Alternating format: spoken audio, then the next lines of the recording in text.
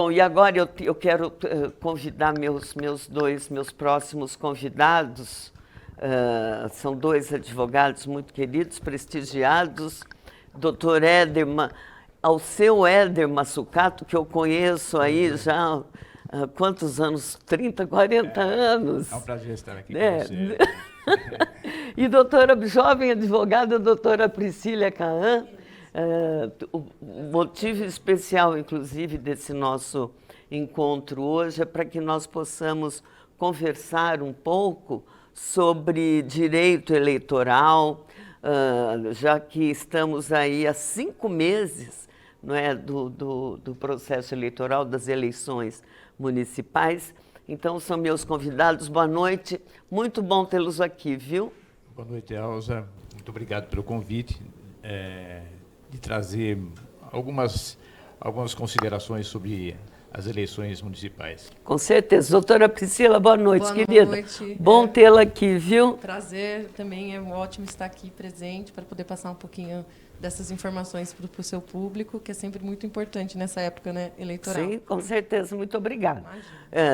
O Éder, né, até como agora há pouco o Salvador comentou também, é rotariano lá do Jundiaí Sul. Hoje, inclusive, presidido pelo Alaor Semedo, e tem uma turma boa lá. Mas Éder tem aí uma experiência, uma bagagem muito grande na advocacia, principalmente a advocacia eleitoral. E doutora Priscila, jovem advogada, mas já aí...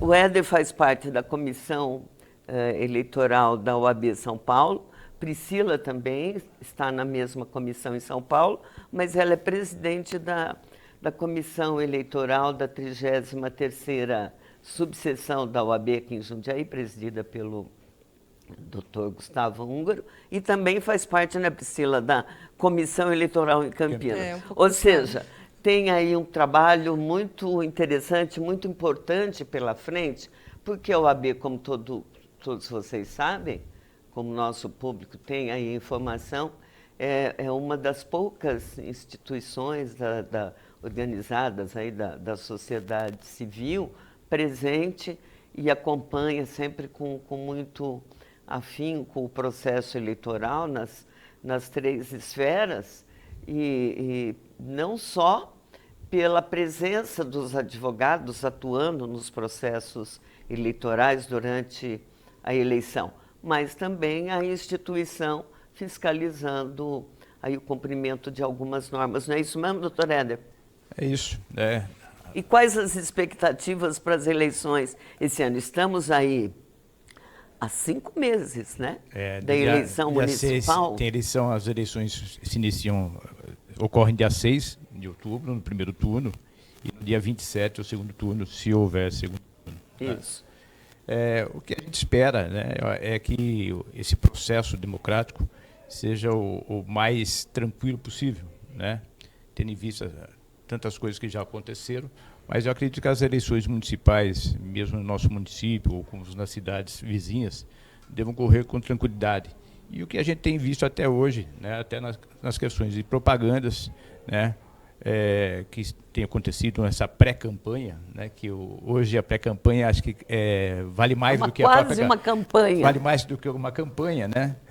Então, eu acho que, tipo assim, tem tudo, né? O município de Jundiaí e as cidades vizinhas têm tudo para ter um processo eleitoral muito tranquilo. Me conta uma coisa, doutora Priscila. Nós temos aí um prazo, né, para que os primeiros eleitores façam suas inscrições, transferência. Pode comentar um pouquinho? Sim.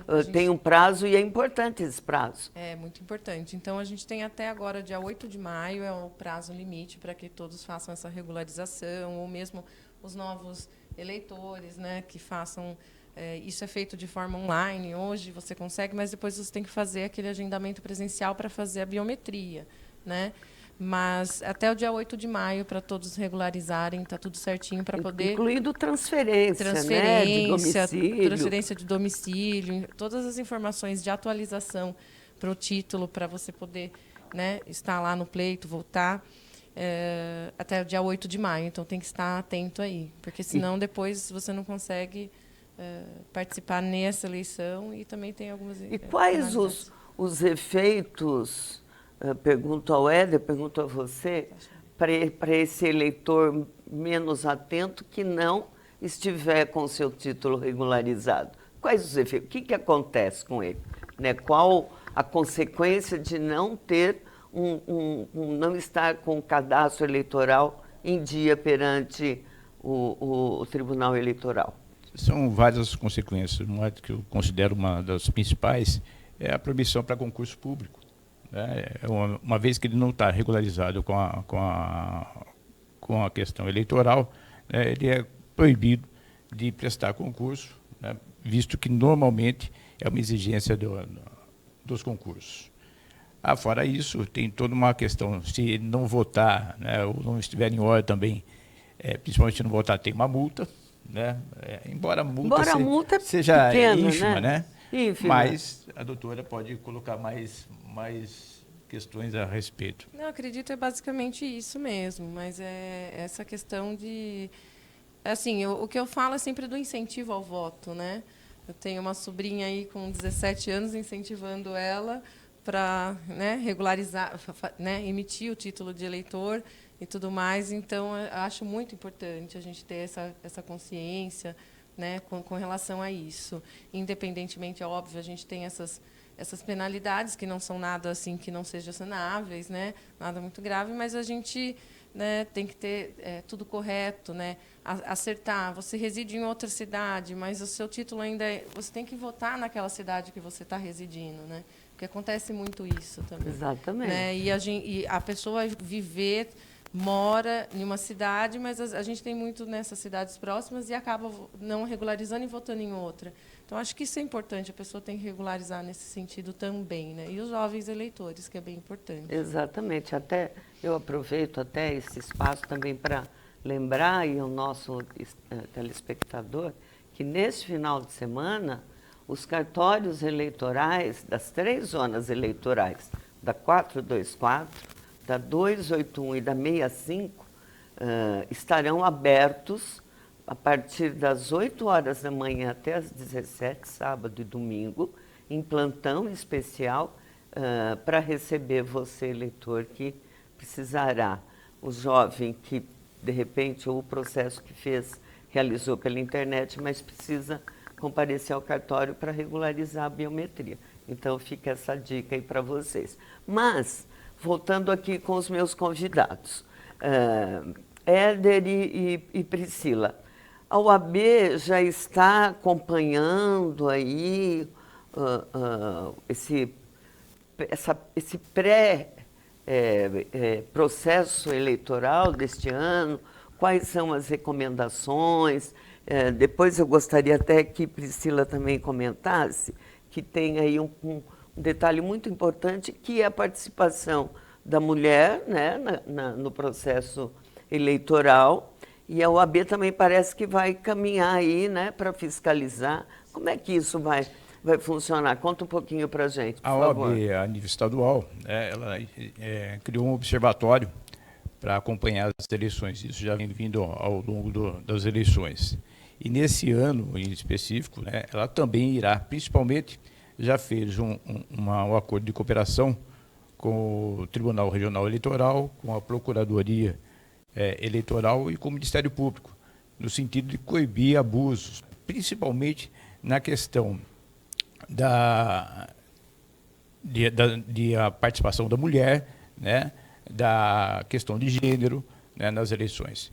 E isso eu acho muito importante. A OAB tem esse compromisso com os eleitores, tem esse compromisso com a população, até porque, para evitar principalmente a questão das mulheres, sejam aquelas candidatas laranjas, né? Isso. Que muitas das vezes... Pegas no laço de última hora, né? E a gente... Para cumprir tabela. A gente percebe, né, que é bem de verdade, embora há uma obrigação desses 30% da participação, né, nas chapas da mulher, né, a gente percebe que há uma dificuldade, né?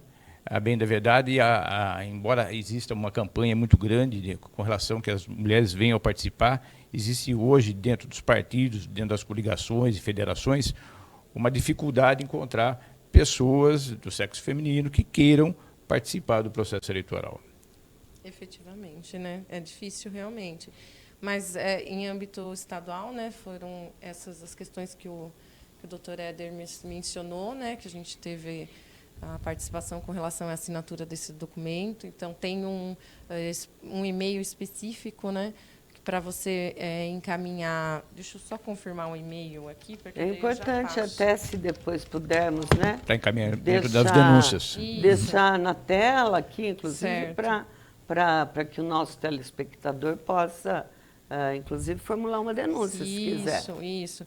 Então, assim, é relativo à cota de gênero, realmente. Isso foi feito, esse acordo com relação à Comissão Eleitoral e ao Observatório Eleitoral da OAB estadual, né? Qual o doutor Éder e eu somos membros, estivemos presentes. Então, o e-mail é denuncias.candidatas@oab.org.br. Encaminhar qualquer tipo de irregularidade, qualquer tipo de situação. Pode repetir, doutora É Patrícia? denúncias.candidatas@oab.org.br. Tá, né? perfeito. Isso é algo que a gente tem em âmbito estadual. Aqui, como presidente da Comissão Eleitoral da OAB da 33ª, a gente ainda está ajeitando com relação a como a gente vai lidar nesse... Com essa fiscalização. Isso. Na última eleição, para ter uma ideia, essa última eleição que nós tivemos, que é a presidencial e de deputados, nós aderimos ao Observatório Eleitoral de São Paulo para fazer uma vigília, né, no dia da eleição. Então, a gente fiquei de plantão, estava com um telefone para que, se advogados tivessem algum problema de prerrogativas ou qualquer tipo nesse sentido na eleição, e acompanhar juntos aos cartórios. Então, acompanhei junto aos cartórios que a 33ª tem responsabilidade. Óbvio que tem também as cidades das subsedes, que é Campo Limpo, Várzea, Cajamar, Itupeva, além de Jundiaí. Então, nós fizemos essa vigília, né, aderimos à vigília do Observatório Eleitoral de São Paulo e fizemos essa participação. Nós temos assim em mente como aí uma intenção de repetir essa forma de trabalho, de atenção para os advogados, né, porque muitos atuam às vezes também nessa questão. E o intuito nosso é de provavelmente fazer dessa mesma forma, a gente ter um telefone para no dia a gente divulga, tem a Comissão Eleitoral, nós temos um Instagram da Comissão Eleitoral, né, Comissão Eleitoral da OAB aqui de Jundiaí, e a gente divulga também no Instagram da Comissão da OAB mesmo, o telefone e tudo mais, e foi um trabalho bacana. E coloca à disposição. Isso, à disposição. Né? Às vezes algum advogado, alguma dúvida, alguma situação que está acontecendo, e é importante. Agora, deixa-me saber com Éder e com Priscila. A gente já vê que as pré-campanhas estão aí na rua. A OAB tem se voltado aí para acompanhar, para ver se há abuso, se há irregularidade. Como é que tem sido?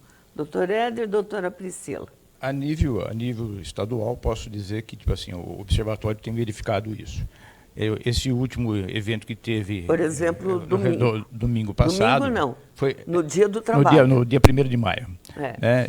Esse na quinta-feira, na quarta-feira, foi uma questão polêmica que gerou já 4 representações, seja do PSDB, MDB, PL, mais um outro partido, que entraram com representação contra o presidente da República e também contra o pré-candidato Boulos, né?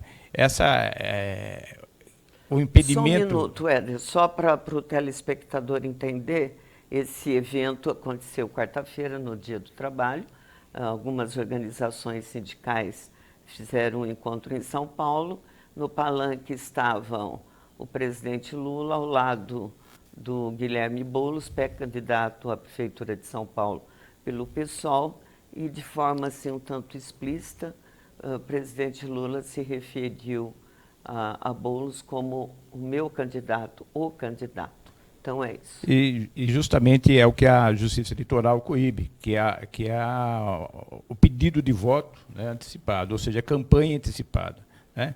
E o presidente, infelizmente, por motivos pessoais, esbarrou nessa questão e agora cabe ao Tribunal Regional Eleitoral, né, julgar essa E vai servir até como um precedente, né, talvez, aí para as demais campanhas. Hoje, a bem da verdade, a questão da pré-campanha é uma coisa, e da campanha antecipada é uma questão muito discutível. Nós temos aí a questão dos outdoors, que são proibidos, né, antes e depois das eleições, né? Temos as questões das caminhadas, né? Temos vários movimentos que os candidatos que dizem pré-campanha fazem, né?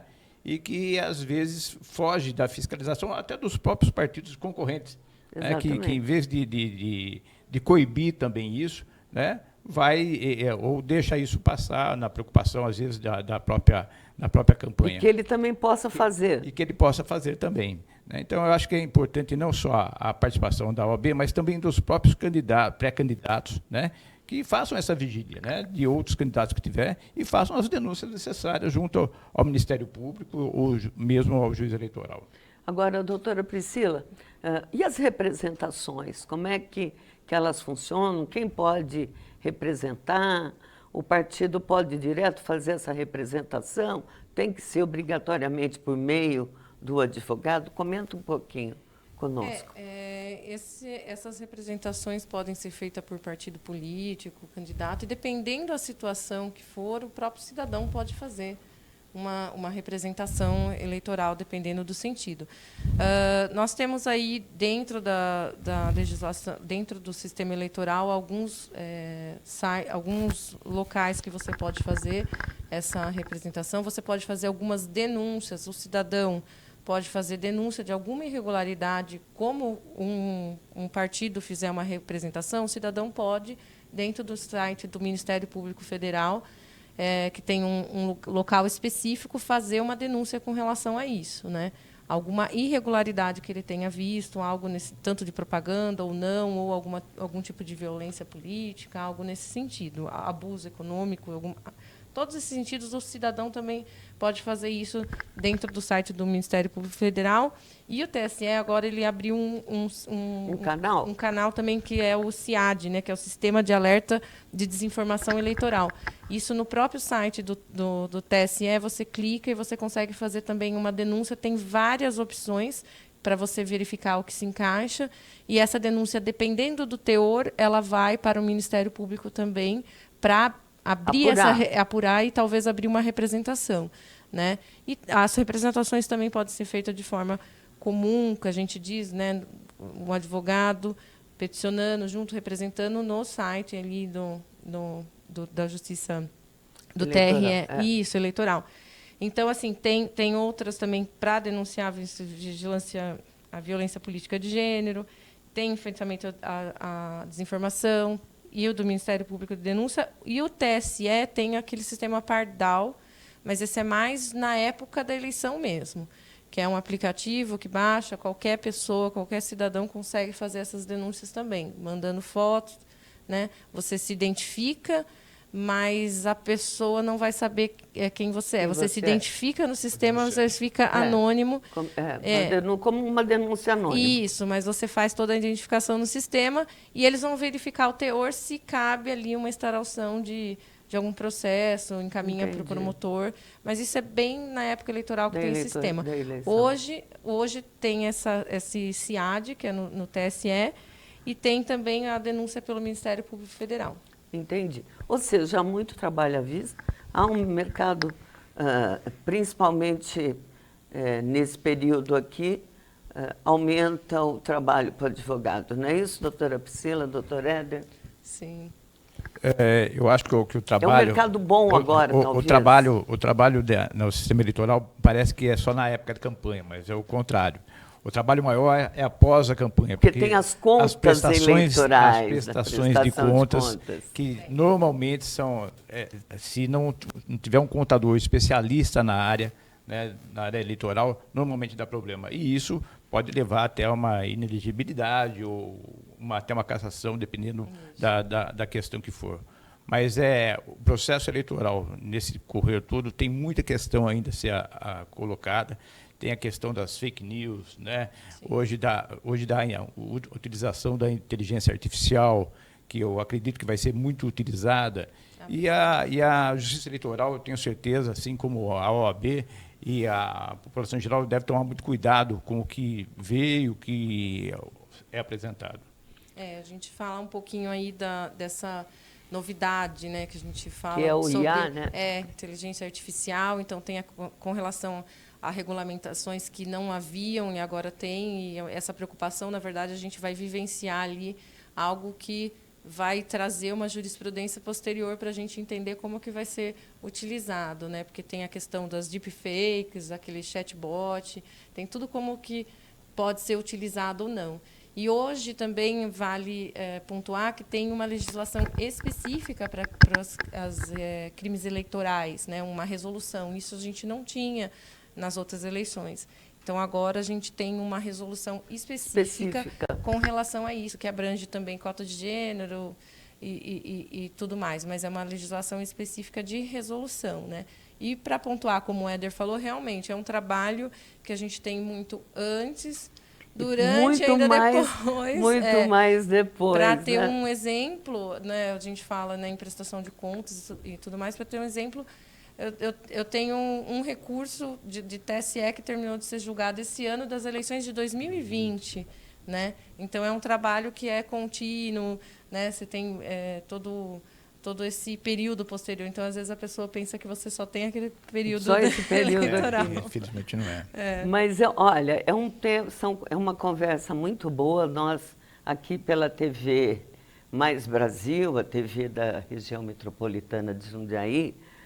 Eu acho que comentei previamente com vocês, mas nós devemos começar, se não na outra semana, o Observatório Político Regional, ao vivo, às segundas-feiras. Seria uma ótima iniciativa, por sinal. E assim, justamente para a gente poder, semanalmente, conversar um pouco, né, sobre como está sendo esse processo, como os cidadãos estão participando, se tem denúncia, se houve denúncia, qual tem sido a expectativa do eleitor, do advogado, do candidato. Né? Então, eu quero já dizer que estaremos aí começando o nosso observatório em breve. E vocês estão, claro, convidados a voltar. Vamos ter, inclusive, o diretor da TV Mais Brasil preparou aí um espaço bem interessante, no formato aí, num estúdio especial, traremos juízes também, candidatos, para a gente poder debater um pouco sobre esse processo eleitoral. E o detalhe que é Jundiaí, mas a região metropolitana de Jundiaí, que também está no âmbito da OAB, né? Que é Itupeva, Jundiaí, Cajamar, Campo Limpo, Várzea Paulista. Então, a gente vai ter aí muito o que conversar. Bastante. Viu, Priscila? Sim. Viu, Éder? Olha, eu espero que... Essa iniciativa, eu acho que só vem a ratificar, né, a preocupação de todos com relação às eleições. E tenho certeza que esse observatório servirá até para informação à população de como proceder, o que fazer se haver uma irregularidade na época de votação, quem vota, onde vota. E isso eu acho que é uma informação que será de grande valia a toda a população de Jundiaí e região. Muito bom. Pontuar também que realmente é uma ótima iniciativa e parabenizar por isso e só sucesso. Ai, que bom. Vamos contar com vocês também. Sim, pode né? contar, Porque é importante essa conversa, sim, né? Sim. E se nós podemos, então, até de algum modo prestar esse serviço à população, junto em parceria com a OAB também, até de repente vamos pensar num oportuno debate, enfim, mas é uma coisa que depois nós conversaremos. Queridos, muito obrigada, viu? O prazer foi todo nosso, muito obrigado. Terem aceito o meu convite, muito bom, viu, Priscila? E olha, gente, são dois profissionais muito queridos que eu respeito-os bastante. Prazeroso tê-los aqui comigo. Obrigado, Elza. Nós que agradecemos ao convite, a você, e parabéns pelo programa e parabéns à TV Brasil. Obrigada, a gente agradece. Muito obrigada.